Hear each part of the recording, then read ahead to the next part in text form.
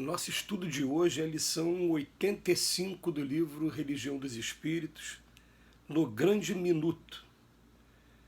No grande minuto da experiência, disseste desapontado: só vejo o mal pelo bem, não posso mais, fracassei, agora é parar com tudo, fiz o possível, não me falhes nisso, estou farto, muito difícil, em tudo é desilusão, sofri que chega. Continue quem quiser.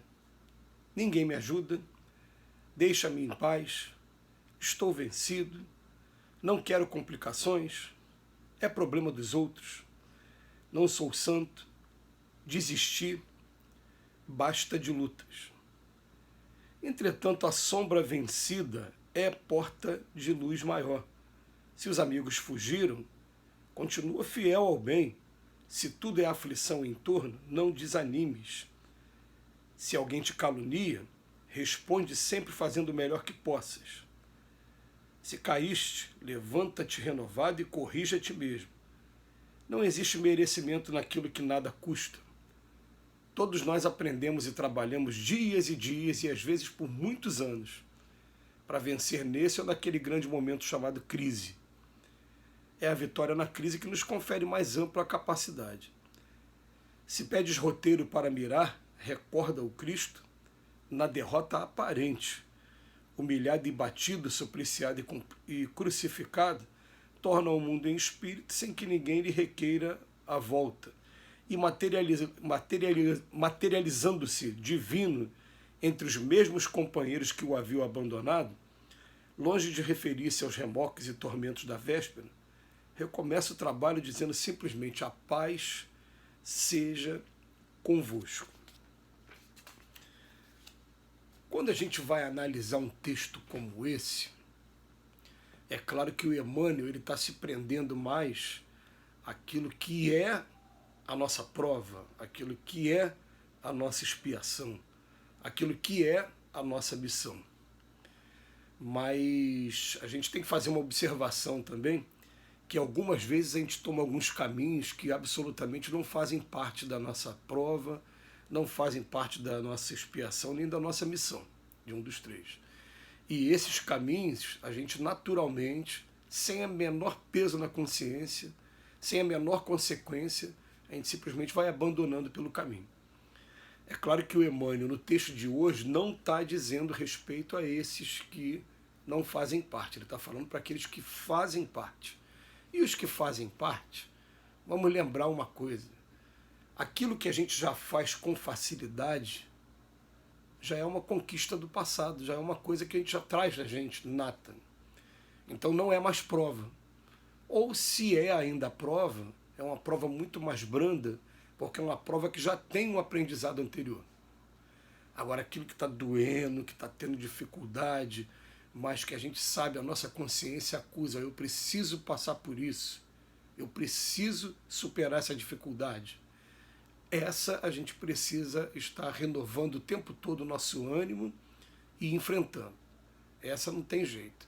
Então a gente vai ser obrigado em alguns momentos a passar pelo desemprego, a passar pela crise financeira, a passar pelo abandono de alguns entes que nos amam, passar pela solidão.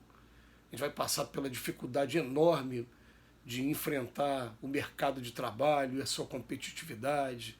E esse tipo de prova vai ter muitos momentos em que a pessoa vai falar assim: eu não posso mais, eu fracassei, agora é hora de parar com tudo. Ou vai escolher uma dessas frases que Emmanuel enumerou para a gente, para dizer: não, basta, eu já fiz o que eu podia e não estou aguentando mais. Vai ter momentos que isso vai acontecer, vai. E vai ter momentos até que o afastamento temporário para você respirar, descansar e estudar até mais a situação, ele vai ser necessário. Então tem momentos que não é que seja abandono, eu não vou abandonar, só que do jeito que a coisa está acontecendo, está me fazendo muito mal. Eu preciso só dar uma respirada, buscar nos espíritos, buscar uma maneira de poder entender esse processo e falar: pô, será que tem como eu tomar caminhos melhores? Será que eu não estou tomando o caminho equivocado? isso vale a pena. Então essa retirada é só a gente lembrar que o próprio Cristo, todo santo dia, ele se retirava do cenário para ficar em particular mesmo, num ambiente isolado, fazendo a sintonia com o Pai, com Deus e com outros Cristos igual a ele. Então essa retirada ela é estratégica e ela é salutar, ela vale a pena, ela não significa abandono. Agora, quando for o abandono mesmo, o que os espíritos falam com a gente é o seguinte: a sombra vencida é porta de luz maior. Se eu conseguir vencer a sombra, né, eu vou ter agora uma facilidade maior quando eu chegar no plano espiritual. Querendo dizer o seguinte, vamos poder pegar um exemplo aqui que seja mais concreto para a gente poder entender. Eu tenho uma fraqueza com um determinado vício, o vício da gula. O que acontece? Eu posso me afastar um pouquinho para ver, eu sinto fome todo dia, eu preciso me alimentar todo dia, mas eu preciso saber quais são as propriedades de cada alimento, qual é o alimento que me faz mal, qual é o alimento que vai estar... Então eu faço aquele afastamento, né, que seja temporário, e depois volto para descobrir que eu posso comer até a mesma quantidade que eu como, mas agora com valores nutricionais e fazendo mais bem a minha saúde. Valores nutricionais diferenciados. Tá. Agora, se eu abandonar, o que acontece? Eu vou continuar preso ainda às sensações da matéria e quando desencarnar vou chegar do outro lado da vida sofrendo aí as crises de abstinência porque queria comer a carne gordurosa, porque queria comer o doce, porque queria comer algumas coisas e estou preso a essa sensação. Então, é um trabalho que ainda tem por fazer. Você podia ter desenvolvido e acabou não desenvolvendo. Vai ter que começar tudo de novo. Então, quando é prova de verdade, a gente vai descobrir pelo seguinte.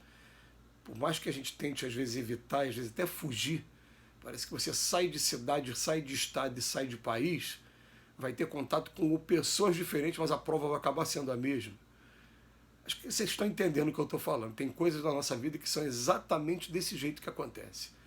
Por mais que a gente tente fugir, não, ali é que está o meu aprendizado, eu preciso aprender nisso aqui. Então, para esse tipo de desafio, ele vem falando para a gente, ó, se os amigos fugiram, continua fiel ao bem, às vezes a aflição está em torno da gente, não desanimes, se alguém está te caluniando, faz sempre o melhor que você possa e continua, se você está caindo, se levanta renovado e corrija a ti mesmo. Não existe merecimento naquilo que nada custa. Não existe vitória melhor, vitória mais gostosa do que aquela vitória sobre nós mesmos. Sobre eu falar comigo mesmo, caramba, agora eu já posso até passar do lado daquilo que antes era chamado tentação, que hoje não vai fazer a menor diferença para mim. Menor diferença para mim. Lembro de um amigo, ele falando da luta que ele tem ainda, contra a sensualidade, porque a gente sabe que a sensualidade é luta para encarnações, né? Mas ele falando assim, caramba, como é bom agora chegar perto de mulheres muito bonitas e olhar para elas e identificar que ali tem um espírito utilizando um corpo. O corpo vai ficar, o espírito vai seguir. Olha que coisa legal. Mas mesmo assim, ainda tendo essa visão, os desafios ainda existem, porque a gente sabe que tem provas que a gente não consegue se livrar de uma hora para outra. Assim como a gula, eu falei ainda há pouco, eu sinto fome todo dia, a Joana de Ângeles dizia que o sexo é um espinho na carne da alma. A gente vai ter que aprender a lidar com ele, vai ter que aprender a disciplinar nossos impulsos sexuais também. Então, são provas que a gente vive, são provas que a gente vai passar por um momento de luta. Agora ele fala pra gente, ó, é a vitória na crise que nos confere mais ampla capacidade. Se pedes roteiro para mirar, recorda o Cristo, que estava na derrota aparente. Emmanuel termina falando para, ó, tem coisas que para o mundo vai parecer ser derrota.